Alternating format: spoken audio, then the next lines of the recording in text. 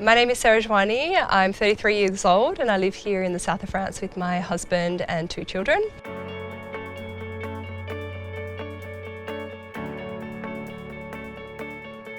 I've spent most of my life in Australia until about 2007, I think it was. I left Australia and I moved to Miami, and I spent a few years living there and then working in the US. I spend a lot of my time working on projects for lymphedema, in fact. I'm pretty passionate about raising awareness of this condition and helping other people to how they can manage it better. So a lot of my days are spent working on a website that I'm creating for this and interacting with people on social media. I love playing sport. I'm very active with my fitness and working out, because that's one big thing for me that keeps me healthy and keeps me going during the days.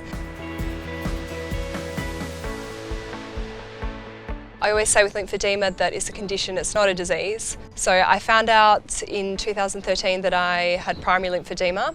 When I was pregnant with my daughter Charlie, my legs started swelling and I didn't know why. And it took probably about a year to get diagnosed with lymphedema. And I went through the usual trials of seeing the doctor and being misdiagnosed, and it was a mystery and they couldn't tell me what it was, but just, you know, wear a compression garment and maybe it will go away. I found that in the beginning it was quite a burden because I didn't really know what I was dealing with. I didn't know how to manage it properly. I was not very well educated about the condition, and it really took me a lot of time to realise that education was the key to looking after myself.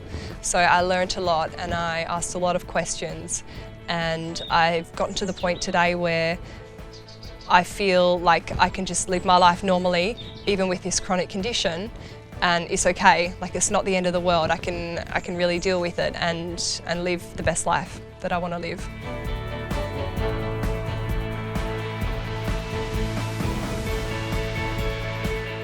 My lymphedema management is pretty simple, I think. So twice a week I have MLD. Go to my physio and she does a drainage session for about 30 minutes each time.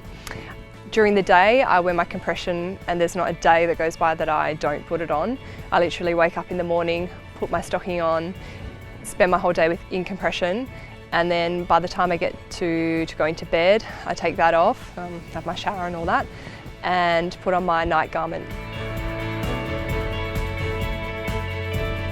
When I would bandage my leg at night, I found that I was waking up a lot with bandages off. They kept unravelling, or I had the opposite problem where it was too tight and I would just wake up at 3 o'clock in the morning. I started wearing a night garment about a year ago. Wearing a night garment for me is a lot more comfortable at night because I find that it moves with my body in a better way. Like the material is a lot softer than bandages. I find that I don't get so hot at night because with my bandages it was, you know, a couple of layers of material, and for me it was just, you know, in the summertime it's not supportable. For me, my biggest problem was waking up in the morning with my leg feeling kind of hot and puffy still. So for me, with the night garment, it's really solved that problem by giving me continued compression throughout the night and eliminating anything that might build up during the evening and giving me a fresh leg in the morning. When I wake up in the morning after wearing my night garment, I can really see a difference in the tissue on my leg because it's a lot softer, and I can see that it's got little dents in it from where it's been microcirculated and massaged.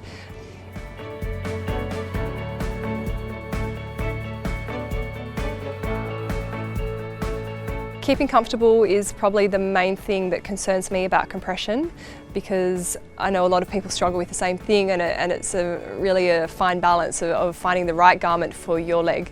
So finding comfort in a product is something that's really important for me.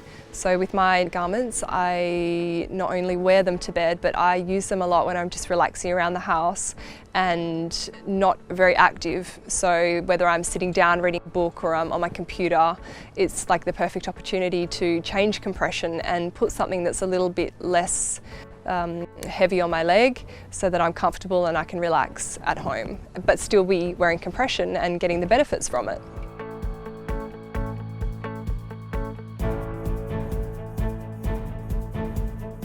If I could tell people with lymphedema one thing, it would be to educate yourself and learn about your condition so that you can really help yourself. You know, don't be silent about it. Have a voice and ask your questions. And if you're not happy with your caregiver's advice, go and get a second opinion.